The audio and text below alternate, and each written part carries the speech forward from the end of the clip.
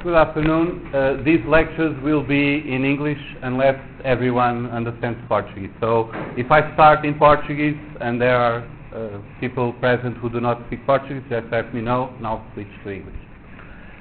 I'm going to start this first block with a brief introduction to the course, how the course is going to work, and I'll start introducing machine learning and then a bit about the objectives in the context of machine learning. So we're going to focus on some more specific parts of machine learning. Starting with the formalities, my name is Ludwig. I'm going to give the lectures and these two tutorial classes, P1 and P4. Professor Susana is going to give P2 and P3. It may be that there's going to be an extra tutorial class. We're not sure yet because last year there were 90 students. This year there are 140. So we were not expecting so many, and things are a bit confusing now. But there is a possibility either of trying to enlarge a bit the tutorial classes that there are now or create a new one. In this page, you have the link on the clip page too. You can find the slides for the lectures, the recordings. If everything goes well with the recording, I'll put the videos there too, and also the lecture notes, the summaries about the lecture. These lectures will be in two one-hour blocks, so we're going to have a small break just to keep everyone sane during the course, and then the tutorials are going to be in 2-hour blocks. I'm going to try to limit a bit the amount of time I spend talking so we have time for questions in each block. This is going to vary a bit from week to week depending on the subject matter, but what I would advise you to try to do is to try to clear all your questions every week a bit and take advantage of this time so that you don't lag behind on the course. For your assessment, you're going to have 2 written tests. They are already marked in clip. I think it's 25th of October and 21st of December. And then you can also do the exam. One important thing to note is that the exam will be scored in 2 independent parts. So the exam is the same for everyone, but each half of the exam corresponds to one of the tests, and you retain the best grade of that half and the test. So even if the first test doesn't go okay, it still pays to come to the second test, and then you can focus on the first or improve whatever part you want. So remember this when you're deciding which test to attend. For all the tests and exams, you can bring one sheet of paper, A4 size, with handwritten notes about whatever you want. The requirement is that they must be handwritten by you, so you cannot copy someone else's sheet or something like that. You must write your own. For the practical assignment, the practical assessment, you'll have 2 assignments in groups of 2 students. You'll have to form the group by October the 8th, which is when the classes for the first assignment will start. And then you submit the assignment and also the group formation to this email address. I will put more detailed instructions online next week perhaps, but the idea is that all your interaction with this email address has to be from your official FTP email so that I can know who you are and authenticate you. And to form the group, you basically, each member of the group sends one email there indicating the number of the other element of the group. If both of them agree, then the group is formed. Do not send questions to this email because this is only for automated processing and I'm not going to read all the messages there. If you have questions, email me directly. You need to have a positive grade in each component to pass the course. The final grade is simply the average of the 2. If you have frequency or you already did the practical part in the last 2 years, you should not enroll in the tutorials and you don't need to repeat. This year we're going to use Python 3.5 and we're going to use Spyder as the development environment. we're going to need a lot of different libraries, but there is an easy way of installing everything. You can use the Anaconda package, which has everything you need for this course. So simply choose the version for Python 3.5, and you can install that, and you have everything you need. That's what will be installed in the lab. Up to last year, we used Python 2.7. If you have that installation, it's okay because the difference is very small, and what may happen is eventually, if we are very unlucky, some things don't work well in 3.5 yet. We may have to go back to 2.7. We have the 2.7 on the Linux image in the lab. So if you log into Windows, you have 3.5. If you log into Linux, you have 2.7. If you have already installed Python 2.7, it's not a problem. So you can use your own installation. You don't need to change that. You're going to have lecture notes, which are summaries of the lectures, and this book by Bishop is going to be the main source, in the sense that I'm going to refer to more often to these books than the others. However, I also will give you references to these other three books, and the reason for this is that it's often easier to understand some concepts if you see them explained by different people in different ways. So if you only see one kind of notation and one kind of explanation and so on, it may be harder to learn from that a single example than it would be if you learn from several examples. So this following the machine learning approach, I give you several examples and you try to extrapolate from those. Now, what is this thing, machine learning, that we're going to study here? This is not a very recent idea. We have the idea at least from 1959. And this is, we're going to study how to make computers learn for themselves.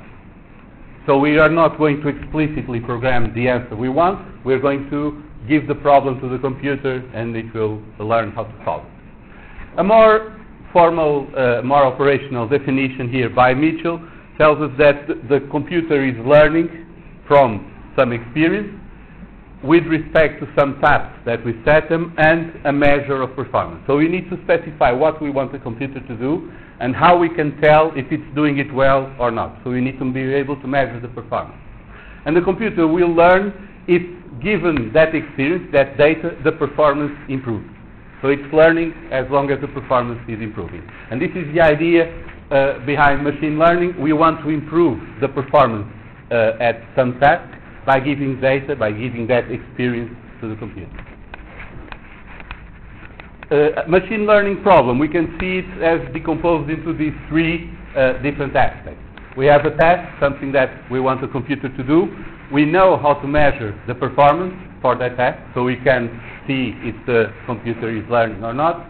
And we have that experience, the data we're going to supply the computer to improve its performance. So the basic idea is that we're going to create systems that do this, that improve when we give them data. Let's see an example, just for illustration. We want a system that automatically identifies when somebody calls, which city they want to go to, which flight they want to book a ticket to, and so on. So we can automate ticket reservations and when people buying tickets for airplanes, and thus fire a lot of people who are taking away our money because we want more profit. So that's one of the problems, but we don't think much about that problem, and we focus on how we want to do this. So we need to understand the task. We need to identify those requests for flight information, for tickets, for when the person is talking about a city or a time of day or a day of the month and so forth. We can measure the performance of our system by measuring how accurately it can identify those elements, and the data that we have to teach our system to do this is a set of annotated voice records. So we already have recordings of people who called asking for tickets. We manually, using listening at the records and so forth, we could parse and say this refers to Lisbon, this is asking for a flight in December, and so forth. And now we're going to feed that into the system so that it can learn to perform that task. You can see more if you look for this paper online. But the idea is that we want to get something like this, where we annotate the text of what the person is saying on the phone. We can annotate it by specifying which part corresponds to each element, asking for to book a flight, specifying the number of the flight, specifying the destination, and so forth. So we have this data annotated. We feed the text or the sound of the phone call, the sound recording, into our system, and then we compare what the system is telling us with our annotation, and we can check how well it's performing. So we can do lots of different things around this basic idea, and we have different names for different types of problems. If we are trying to predict continuous values, for instance, predicting prices or something like that, we call it a regression. This is a regression problem where we have data about continuous values and we want a continuous value predicted. If we are dealing with distinct categories, so a number, a fixed number, or groups that we can put our elements into, then we are talking about classification. We want to decide which of those groups each example belongs to. Then there are other things that we can do. We can try to find which things go together by trying to measure probabilities of them appearing one with the other. This, for example, can be very useful when you're deciding where to place the things in the supermarket, because you have to, if you know which kind of things people buy together, you can either make it easier for them because you put everything together, or you can force them to go through all the aisles and buy a lot of things they don't want, because you know they have, if they pick this, then they'll have to go to the other side of the supermarket for the rest. So this kind of information can be useful to apply in that kind of case.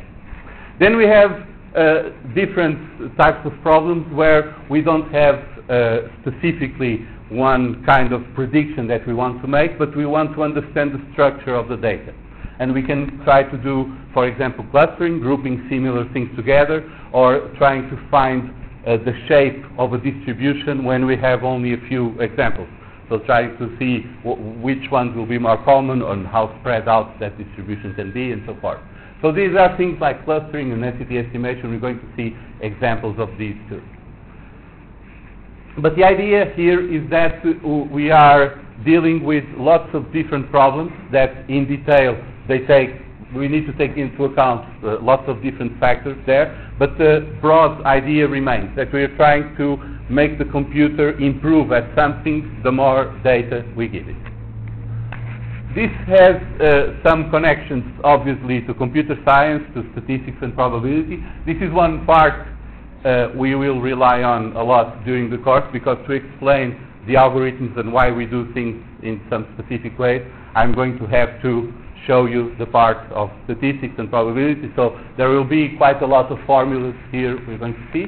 Mathematics too, and the part of optimization and the numerical algorithms. That part we are going to basically just take on faith that the library is doing okay. We're not going to focus on how the problems, the numerical problems, are solved in detail. We're going to use the solvers and work at a higher level here. But then you also have connections to more distant disciplines like neuroscience, both in the way that computers can help research in more complex fields, but also in the way that our understanding of our brain inspires some solutions like artificial neural networks that we can then use in machine learning. And there are also increasing ethical problems and connections with philosophy and ethics due to machine learning. For example, there was a recent paper in which the authors could determine the sexual orientation of a person with 90% accuracy from just 5 images of the face. So this is something that they're doing now. Imagine, say, 20 years from now, when you can access all the pictures of someone from baby until to adult, and what kind of information you can extract from there, and what implications that can have when the person goes to apply for some medical insurance or for a job or something like that. So we need to think about what we can do or what should be legitimate to do with the information we can extract from this kind of data. Okay, so let's try to have an idea of where we can use machine learning. Basically, we use machine learning to solve problems when we don't have an explicit solution. We don't have the algorithm for solving the problem. For example, we want to recognize handwritten digits.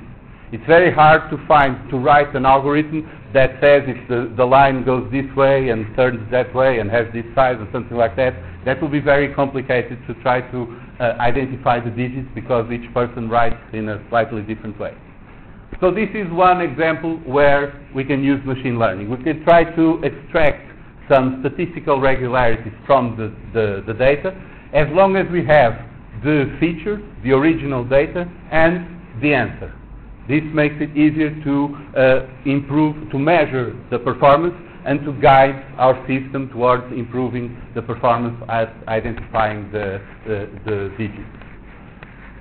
It's also useful to apply machine learning when we have lots of data. It may be that in some cases we could find rules for writing a quick program to, say, filter something, classify, or something like that. But if we have lots of data, it may be hard to figure out for the programmer to understand what rules they're going to implement. So in this case, especially because the more data you have, the easier the machine learning problem becomes, apart from all the computational costs, but formally the machine learning becomes easier the more data we have in general. And if we want to deal with things that have huge amounts of data, like Google searches or Facebook connections and so forth, we need to put the machine trying to understand what's happening there, or helping us understand what's happening. Another useful application is when you need to adapt quickly to different conditions. So if you need to, for example, consider credit card fraud. If you put a set of rules in place at a bank to detect when the credit card is being misused, if then the criminals know what these rules are, they quickly change the way they're using the stolen credit card, and you need to have a programmer constantly trying to think ahead and try to figure out what the criminals are doing. If you use machine learning, the system can be much more responsive and adapt much quicker. This also for personalization, when you need to have different rules for millions of different people. So if you want to use programmers to decide how will be the Facebook feed, the news feed for each user, that will be extremely hard because the programmer will have to look at the preferences of each user. But if you put that as a machine learning problem, and if you learn specific rules for each user, then you can automate that part and give everyone what they want to see, hide everything they don't want to see, and then you sell a lot more advertising. Then we have to think about what that does to the people, but that's another department and you don't worry about that. This is the same for spam filtering, because spam also adapts to the kind of rules in the filter, so it's useful to be adaptive and so forth. So basically, if you have large volumes of data, it's harder to try to find rules for yourself than to just use machine learning. Also, if you need to quickly adapt to different situations, it's also harder to do that manually. It's better to create an automated system that can adapt.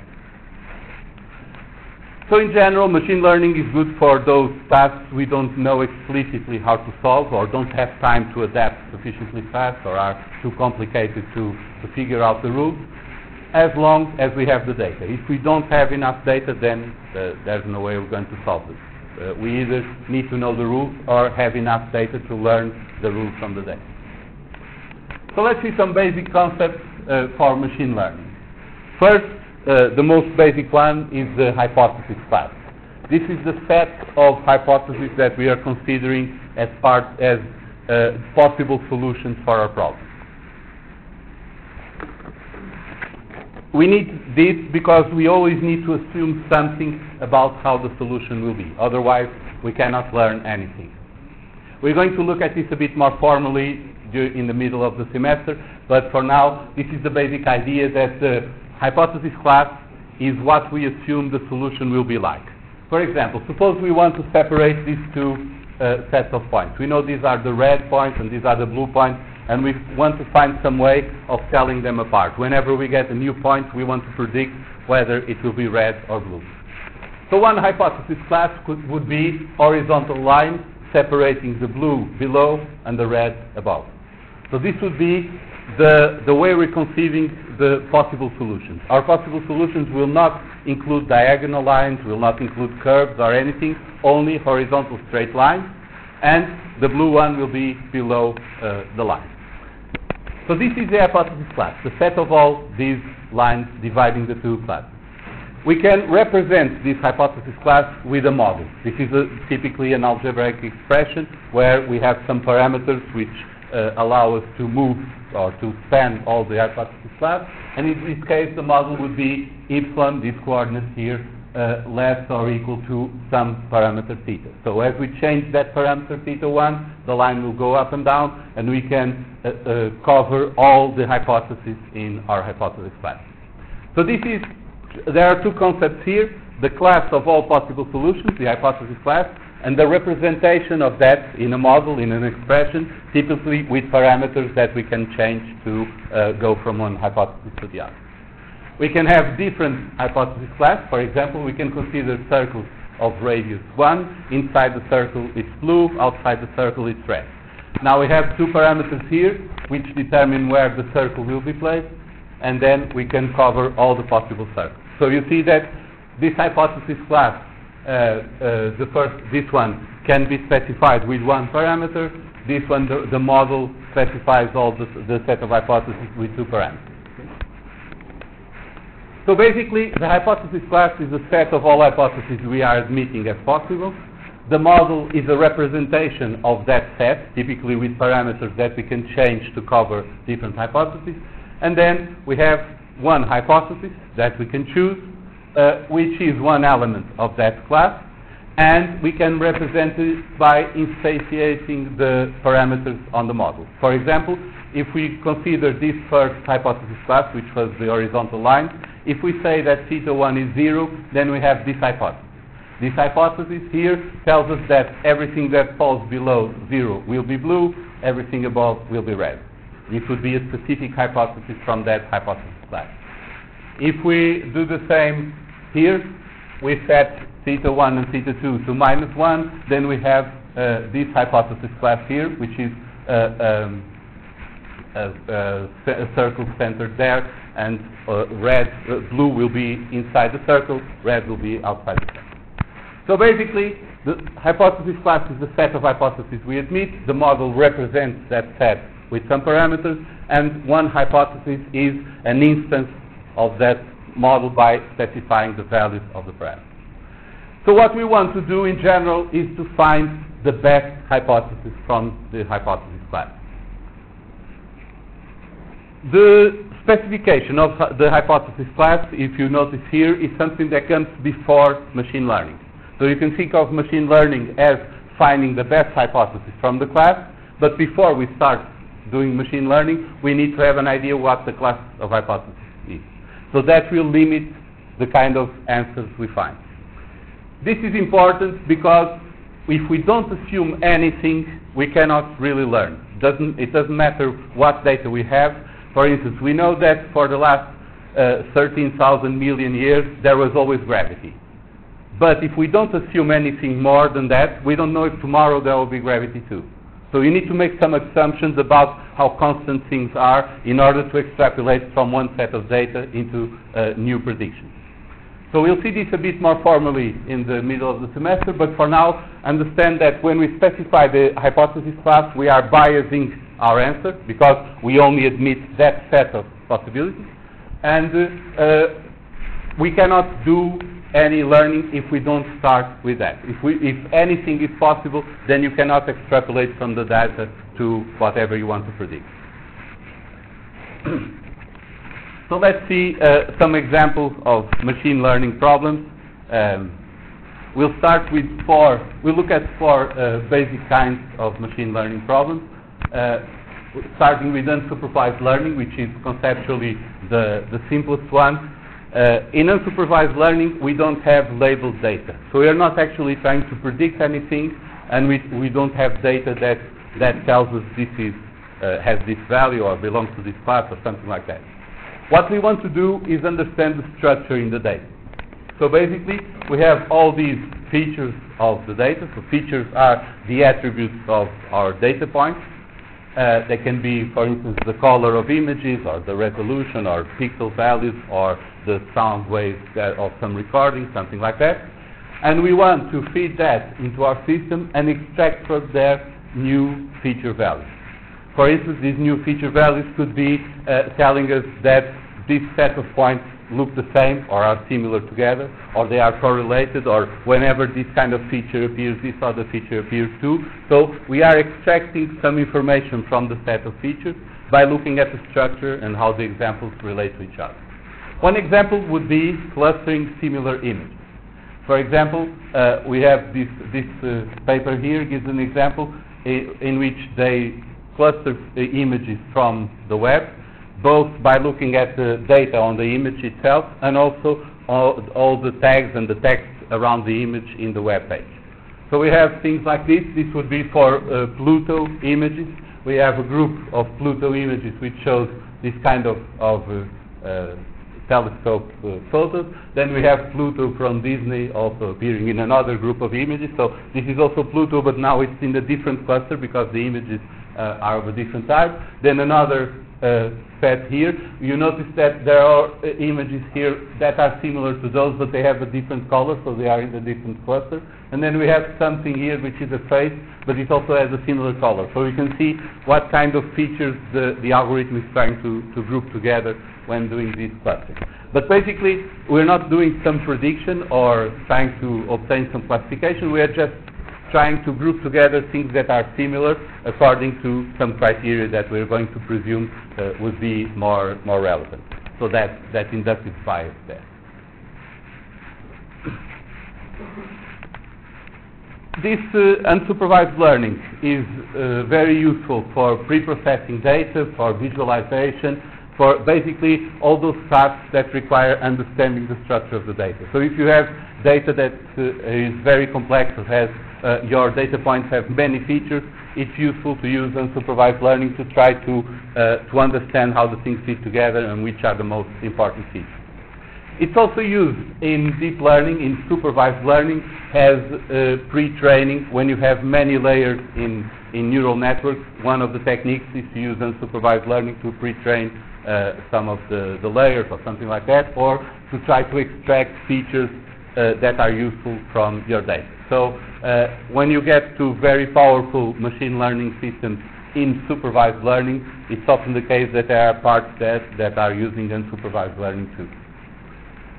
So supervised learning is the other type of machine learning problem we're going to look at. And the idea here is that we want to predict something accurately. This can be a continuous value in regression, it can be a category in classification, but basically we have data that has both the features that we know we can observe in the future, but also the target values in our training data. So for example, we have a set of patients which we did some exams and then followed for a few years to see what happened, and now we have a new set of people for which we only have the exams and want to predict what's going to happen to them. So the first set, the one where we have the target values, we can use to measure the performance of our system, of trying to predict something, and then we can measure the error by the difference between what our system is saying from the features and what we know the answer should be. And this can feed back into the system and help train.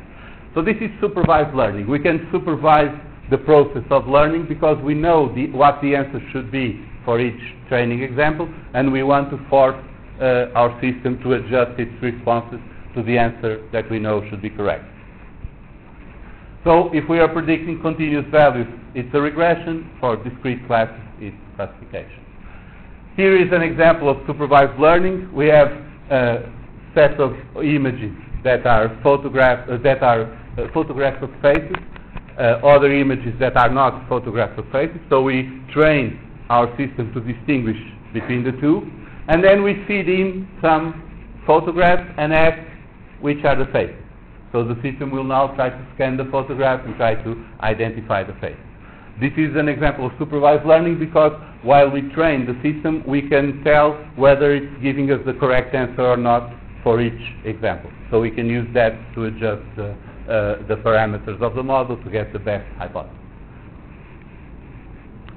Then there is another important category of machine learning problems. We are not going to focus on this one, so basically the course will cover supervised and unsupervised learning, but we don't have time for everything. Reinforcement learning is applied when you can tell whether things went well or not, but not at each decision. For example, if you're trying to teach a computer to play chess, each decision the computer makes, each move, will determine whether it wins or loses the game. But you only know that when the game is finished. So then you have the problem of trying to attribute the credit for each decision to the final result. The same can happen when you're teaching a computer to drive a car or to play a video game or something like that. So reinforcement learning is an important part of machine learning, but we're not going to cover it. The difference between reinforcement learning and supervised learning is that you cannot give immediate feedback to tell the system whether it's doing the right thing or the wrong thing. So you only later on, when the consequences are all there, you know what happened, and then you have to assign different responsibilities to the different decisions. So basically, the way this tends to work is that we try to train some kind of predictor system that can tell our player or our robot that this decision is better than that one given the conditions where it is. So it's a bit similar to supervised learning. The thing is that there is always this lag between the consequences and the decision. So examples here would be to learn to play a game, learn to drive a car, and so forth. The problem would be to try to predict which is the best action at each instant, with the difficulty that only after a while we know if he crashed into a tree or if he lost the game or something like that. This is very used in robotics, in autonomous vehicles, and also in artificial intelligence in games, for playing games and so forth. We can use this kind of algorithms to improve the computer who is playing the game. Then there is also semi-supervised learning. This is not a very independent category, and we're not going to focus on this one either, but it's often the case that we have some labeled data and a large amount of unlabeled data. For example, if you want to train a computer to recognize images, you can get some images that are labeled. You know that this is a boat, this is a car, and so forth, but you can easily obtain millions of images that have no label, that no one has bothered to categorize. So in that case, you can use the unlabeled data to help with the supervised learning, as long as you find the correct similarities between the unlabeled data and the labeled data. So basically, you are mixing unsupervised learning to group the similar examples together, and then you can use supervised learning also in parallel to try to learn what you're predicting. So these are the basic four types of problems in machine learning. We're going to focus essentially on the first two. The objective of this course will be to understand, especially here in this context of supervised learning and unsupervised learning, understand these foundations, the basic concepts, how the algorithms work, and how we can use them, what kind of attention we need to focus on some details so that we don't do mistakes when using these algorithms. So we're going to focus on the foundation, on the concepts, and also give you some experience, some practical experience solving these problems. This will be a starting point. This is an introductory course in machine learning, but you'll have some hands-on experience with some useful libraries and applications. Another important goal here is that you can understand the literature. So one of the things that is a bit harder in this course is all the mathematic notation and the formulas and so on. But this is essential that you know how to understand them, because if you then try to read a paper on machine learning or a book, more advanced book, you need to understand this language in order to be able to understand the text. So this is one of the goals here. to not for you to memorize the formulas, so I will never ask you to memorize those formulas I give you, and that's also one of the reasons why you can bring the A4 sheet with all the formulas that you want. I let you do that because it makes no difference, because I give the formulas anyway in the test. But it's important that you know how to read them, that you understand the formulas, because without that you cannot really progress on your own on machine learning, reading the books or the literature. So we're going to start with supervised learning on the first week. Then so we're going to cover both regression and classification. Then we're going to talk a bit about learning theory, and the later part of the semester focus on clustering and unsupervised learning. Okay. So to sum up this first block, machine learning, we are going to try to learn from data. So we don't have explicit rules. We want to find some hypothesis in our hypothesis space that can best capture what we want or improve the performance in our learning system. It's important for you to have an idea of this, what is the hypothesis class, the model, and the hypothesis, because we're going to talk about that all over the semester, and also to understand that we need this inductive bias in order to learn. So we need to presume something about what we're trying to learn in order to be able to extrapolate from the data to new examples. We saw here for different types of machine learning problems, supervised learning when we have the data labeled and we can judge or we can evaluate the performance of the learning system as we are training it, and supervised learning when we're trying to extract new features, new information from the structure of the data. And then we have reinforcement learning, which it's somewhat similar to supervised learning. We know when things go bad or when things are okay, but it's harder in the sense that we don't know that for each decision, and we have to figure out what went wrong in the course of all the set of decisions. Then semi-supervised learning is an approach to enrich supervised learning with unlabeled data. So these two are a bit more specific. We are not going to talk about them during the course. These are more generic and give us a better idea of two different large branches of machine learning. So for this first part, for introduction, you can look at the first chapter of the book by Alpide and also Mitchell's book, and also these sections on Markland. So Mitchell is basically a classical machine learning book. It's a bit outdated, but the way some things are explained are quite clear, and it may be helpful for you to at least know about the book. Markland, this book is most focused on code and on the algorithms, so it's for computer science students probably it's simpler to understand the explanations there. Alpide and then Bishop are a bit more formal and they have a bit more math, but you also need to learn to understand those approaches. So we're going to take a short break.